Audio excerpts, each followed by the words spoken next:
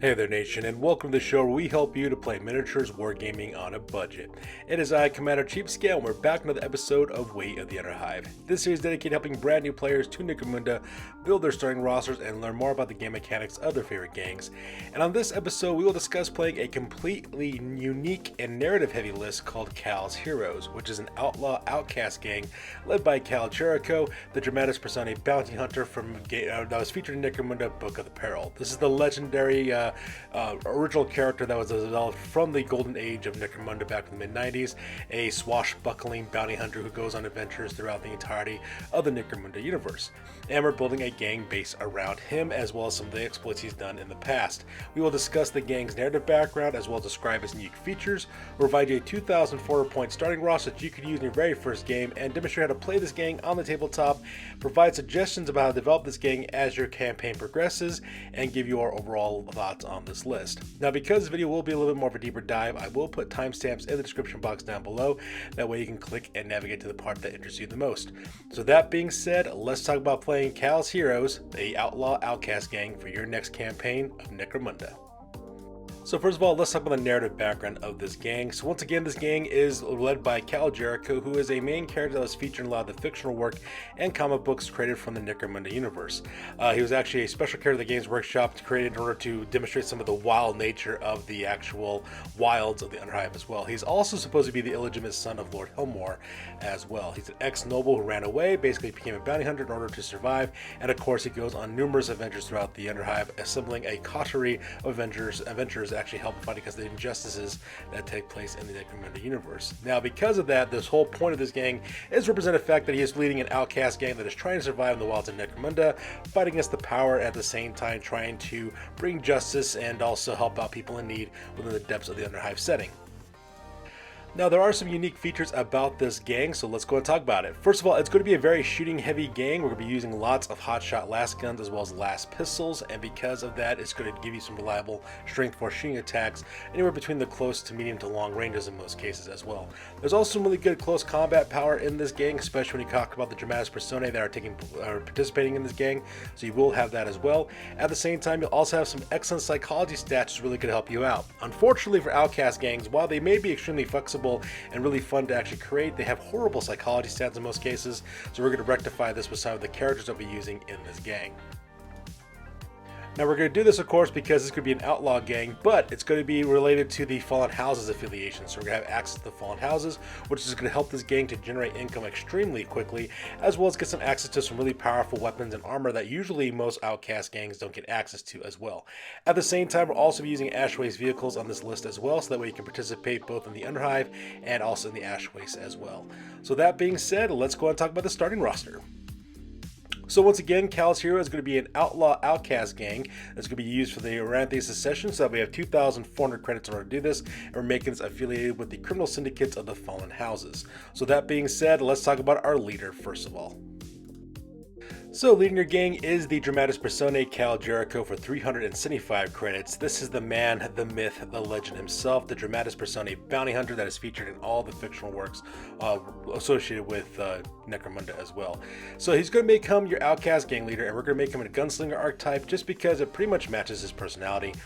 Kal Jericho is very much a gunslinging swashbuckler type of character, kind of like Han Solo from Star Wars, so that kind of matches his personality best. Now, he does come with flak armor base, so it has a 6 up armor save, which is not that great, but he does have twin master crafted hotshot last pistols, which means that he'll be able to shoot both these pistols and their master crafted, which means that once per battle we can do re-rolls if we miss a critical shot. It's also a hotshot last pistol as well. He's also got a dueling saber, which is quite good, as well as we're purchasing him photo goggles to kind of increase his credit limit to 375, so that way he can see in all visibility conditions. He does have filter plugs that he can use once per battle against gas and toxic attacks, as well as strip crypt to open up attack open doors. He also has the counterattack skill, the gunfighter skill, so that way he doesn't get that -1 hit with shooting with both his pistols. He has inspirational, spring up, step aside, and we're gonna give him the fast shot skill because when you actually recruit him, you get an additional skill that you add on top of him. And that way, that makes him just exceptionally deadly at close to medium shooting with those hotshot last pistols. Now, Kal Jericho is a beast. There's very much that he cannot, there's very little that he can't do. He is quite good in close combat. He's also good at shooting as well. The only thing that basically kind of slows him down a little bit or negates against him is that his weapons are all pretty much short range. So you're pretty much going from close combat to close quarters battle, shooting between medium to short range in most cases as well. But we can easily fix that really quickly. And the reason why I can fix that, of course, is because of some of the skills and equipment that we get from later on.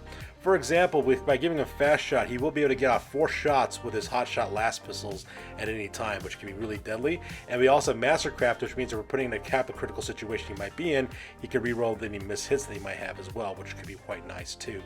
At the same time, because he is such a deadly character, your opponents will be concentrating a lot of firepower towards him, which is okay because he has this spring up skill, which means that he can pass initiative tests and escape pinning, which can make him extremely deadly to do that as well. The number one thing you want to do for this guy, of course, is to get better armor for him as the campaign develops. Get a mesh armor with armored undersuit that puts him up to armor 4 up on his armor, which will be really good as well. At the same time, he does have a ward save with his Charm Life special rule, which means he gets 3+ ward save against all attacks, which is really nice as well. And if you want to make him be able to touch people out at longer ranges, I suggest getting him a special weapon like a combo weapon. Could actually do that. Get him like a bolter / plasma combo weapon. Make him exceptionally deadly because then he can take advantage of his shooting skills as well as be able to hit people at medium to long range as well. Makes him very deadly as well as extremely flexible for the things that he can do. Now, your very first champion is going to be Scabs, which is the Dramatis Personae character. And the reason why is because Kal Jericho does have the Come Along Scabs rule, which basically means you can recruit Scabs for only 100 credits less, and he could be included in your gang. We're going to make this guy an Outcast champion, and once again, he's also going to have the Gunslinger archetype as well, because they're both kind of gunslinging Wild West type characters that you find in the depths of Necromunda. Now, he does come with flak armor, just 6 of armor save, which isn't great. He's also got a plasma gun, which is pretty good, and a standard stub gun. And he also has, we're getting him photo goggles, which is going to increase his credit limit by 35 credits, so he can see in all visibility conditions. He does have filter plugs, which means he can use that once if he gets hit with a gas or a tox attack. He's also got the clamber skill, so that way he can travel up half the distance of vertical when he's climbing. Escape artist makes it a little bit deadlier to hit, as well as infiltrate, which means he can show up anywhere on the battlefield. And we're giving the fast shot skill from his gunslinger archetype to make him super deadly to be able to shoot that plasma gun twice. This guy is the ultimate big gun assassin build. Because he has that infiltrate skill, you can put him in a situation where he has really good range of fire against his enemies. I would highly suggest putting him in a high elevated position so that we can snipe enemies from a distance with his plasma gun, and with that fast shot ability, he'll be able to shoot twice with that weapon, which makes it really nice, which is with rapid fire, absolutely destructive. He will need improvement in armor. I will say that getting a mesh armor with an armor undersuit would probably be the best thing for him, so as soon as possible, give him a better armor as quickly as possible. So once again, we're going to have an Outcast champion this one. Outcast champion number 1 is going to cost 180 credits. This fighter's got the Mastermind archetype as well as mesh armor. You're giving this guy a grenade launcher with frag and crack grenades, as well as a stub gun for a backup weapon. We're purchasing photo goggles, that way this guy can see in all visibility types, and we're giving him the infiltrate skill, so that way he can show up anywhere on the battlefield. Now what we're going to do is we're going to pair this Outcast champion with Scabs, so that way Scabs and this character basically make like a little mini sniper team. Use this infiltrate skill to pair up with Scabs, and by combining with their grenade launcher as well as their plasma gun, they'll be able to do all kinds of damage against enemies from their elevated position as well.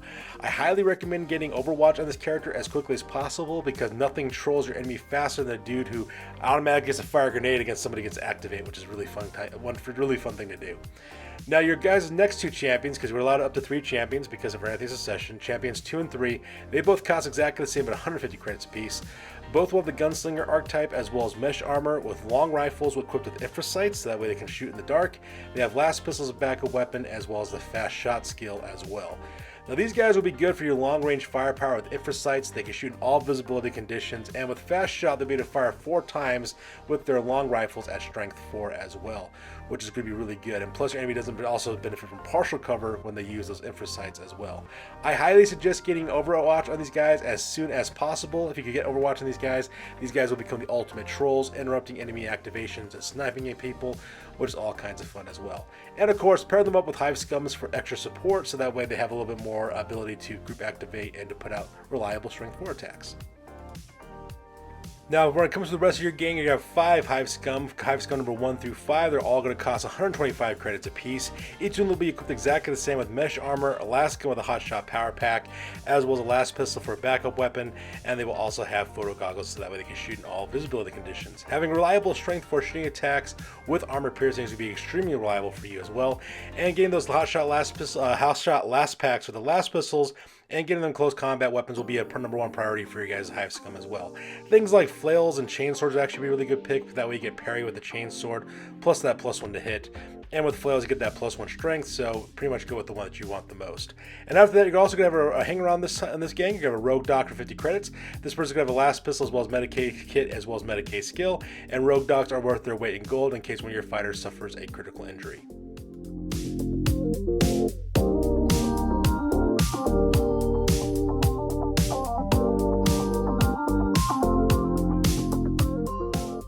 And for our vehicle on this one, we're going to have a Guild of Coin Hauler who's going to cost you 740 credits. This fighter's going to have a photo goggle and be driving a Guild of Coin Chronos Pattern Iron Crawler. It's going to have tracks as well as a blade of armor, crash cage, so that way any first non-glancing hits to those locations, you get to re-roll it, as well as weapon stash as well, so that way you can help out with any of the ammo rolls for any of your hotshot last weapons. You're going to have a redundant drive system as well as an engine shell, just in case if your drive or engine get hit with something beyond non-glancing. You also have a large transport cage with 5 fire points on the back of it, so that way you can shoot out those 5 fire points. You're also going to equip this vehicle with a grenade launcher with frag and crack grenades as well as heavy stubber because those things are awesome. So this thing's going to be reliable, sturdy, and it's going to pack a lot of firepower as well. You're going to have rerolls for every damage type for the first non-glancing hit you get for all the different compartments of your vehicle as well. The weapon stash is going to really help you out with those ammo rolls for those hotshot last guns as well. Now the vehicle is not very fast, so you will need to get engine upgrades, increase your speed like nitro burners as soon as possible so that way you can keep up with the rest of your enemies in terms of in case you're running a race or something like that. But in terms of survivability and firepower, this thing is going to be absolutely fantastic, and you're going to wreck face every single time you open fire with this thing. Now, at the same time, you're going to have a criminal alliance with this gang, and because of that, you're going to be a Fallen Houses affiliations you're going to have. And you're going to have a couple of benefits for doing this. First of all, you got the Rebellion benefit, which means that whenever you win a game against a law-abiding gang, you get D6 times 10 extra credits. Or if you're fighting against an Enforcer gang or allying gang that's allied with a Merchant gang or an Imperial House, which is almost everybody these days, you're going to earn 2d6 times 10 credits as well as +1 to your reputation as well. You also have access to the Rebel Lord.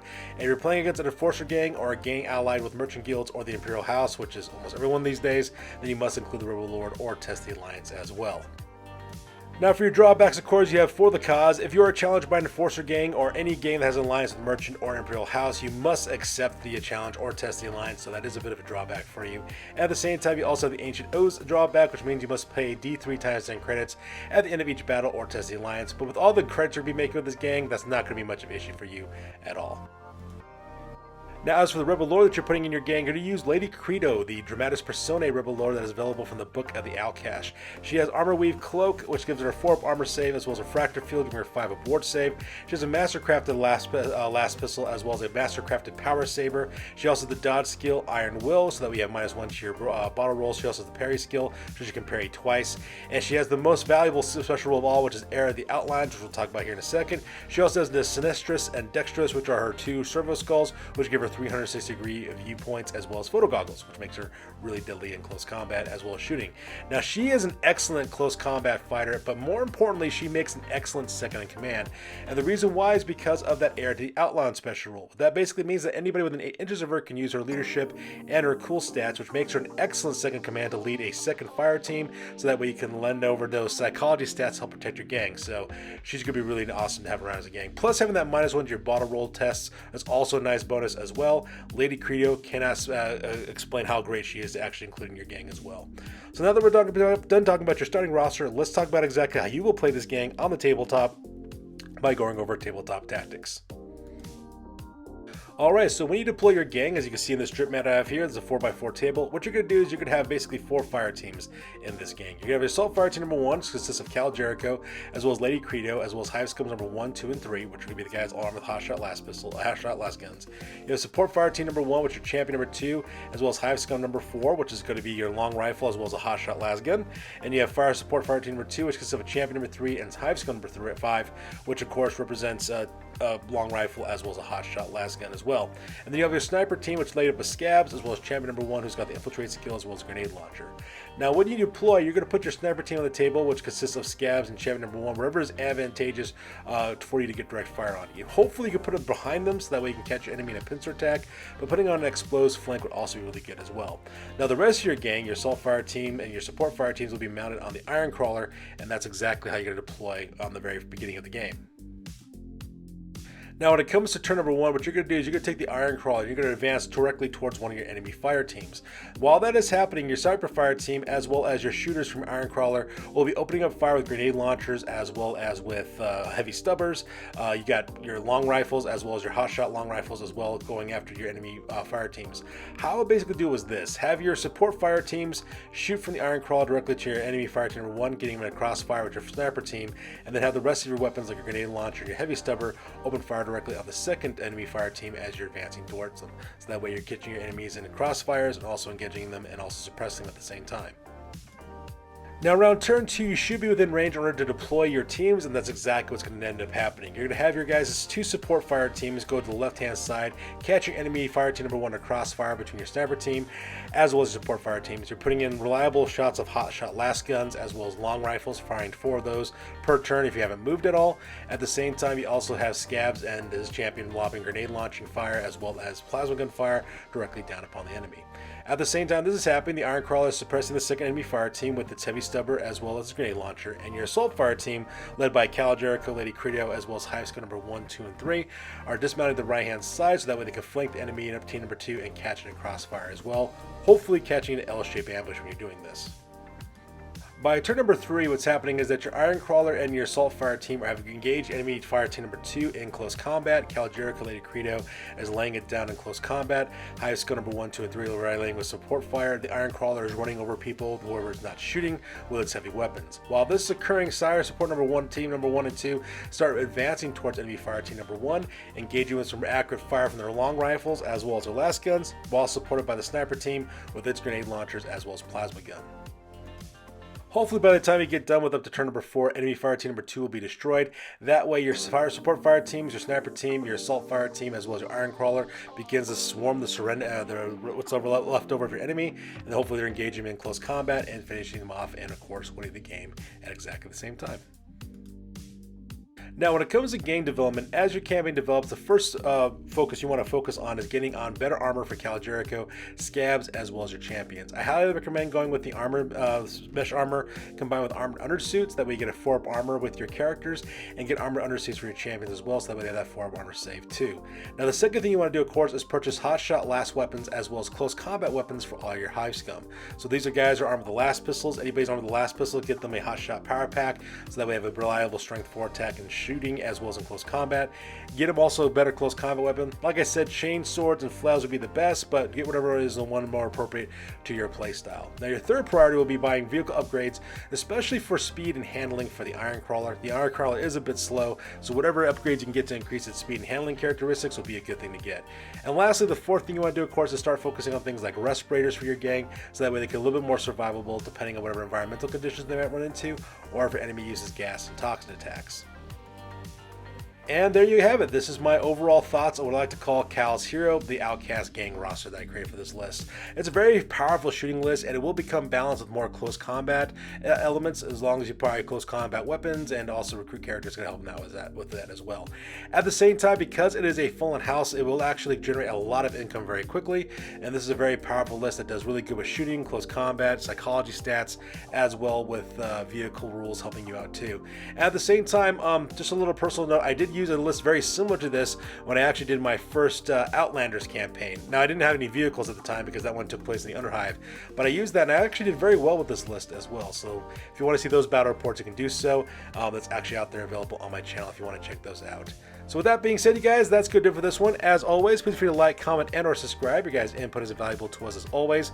Also check us out on Facebook, Instagram, as well as blogger.com for all the latest greatest hobby news related to this channel. That's good for this week, guys. I will catch you guys next one. Peace out and stay classy.